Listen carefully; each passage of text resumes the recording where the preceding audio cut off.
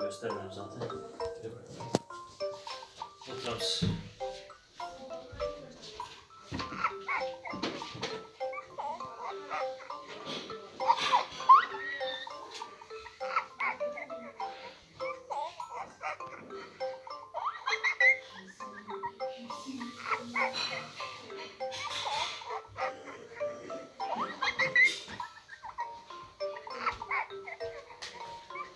Ben çok kreatif oynuyorum arkadaşlar. Ya bu Shrek Pet'i 30 FPS falan oluyor. Kreatif de güzel oluyor. Bahadır oynamam ben. Şeyin üstüne şu Geist alıyoruz ya. İşte o bayağıdır oynamam format. Ben oynasam Teams oynuyorum. Geist'ta sorun olmuyor öyle. Arena oynasan arenada yokmuş biliyor musun?